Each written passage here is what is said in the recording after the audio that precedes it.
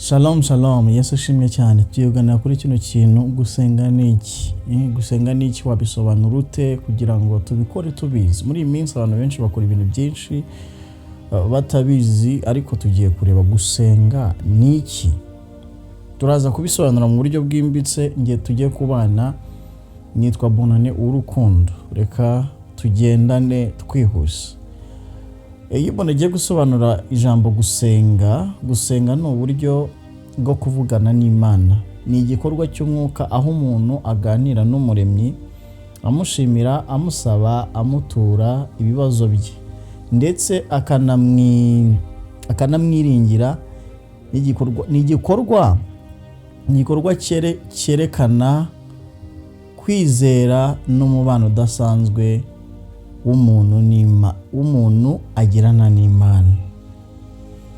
Reka rero dusobanure gusenga mu buryo bwimbitse. Gusenga ni ikimenyetso cy'umubano n'Imana. Iyo umuntu asenga aba agaragaje ko afite umubano uhamye n'Imana, kandi ni nko kumva ko atari wenyine, ko afite uwo yiringira, kandi ko abaho ayoborwa n'Imana.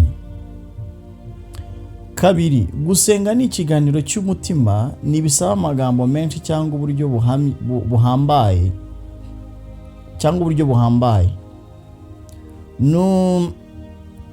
Gusenga rero ni ukubwira Imana nk'inshuti yawe, ukayiganiriza ibyishimo byawe, agahinda cyangwa ibikugoye mu buzima. Gatatu, gusenga ni uburyo bwo gushima Imana no kuyiramya. Mu masengesho umuntu ashobora gushima Imana ku byo yamukoreye, kuyiramya ku by'ubutwari bwayo n'ubugwaneza bwayo. Kane, gusenga ni ukwisunga Imana mu bibazo byawe. Iyo umuntu afite ibyago cyangwa ibyo atashobora wenyine, yegera Imana abinyujije mu masengesho, ayisaba ubufasha, ubwenge, imbaraga cyangwa amahoro. Rero ingero zo mu ijambo ry'Imana zagufasha kumva gusenga icyo ari cyo. Urasoma muri Luka ibice 5:16, usome no mu rwandiko Pawulo yandikiye Abatesalonike urwandiko rwa mbere Pawulo yandikiye Abatesalonike ibice 5:17, ababwira ngo musenge ubudasiba. Rero icyitonderwa mu gusenga si umuco cyangwa igikorwa cyo kuzuza inshingano z'idini. Ni igikorwa cy'umutima gishingiye ku rukundo no ku kwizera hagati y'umuntu n'Imana.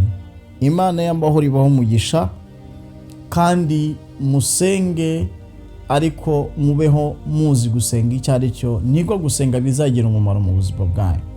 Niyo mpamvu tuba dufashe uyu mwanya kugira ngo tubaganirize gusenga ni iki. Ndizera ko buri wese abisobanukiwe. Nawe uyu ni umwanya wo kugira ngo ubeho mu buzima busenga. Imana yamuri umugisha. Kandi reka uyu mwanya wemerere Nyagasani kugira ngo ubane nawe mu buryo bwo gusenga ariko bukwiriye. Imana iguhe umugisha, sangiza n'abandi ubutumwa. Imana ikugirire neza, ibihe byiza.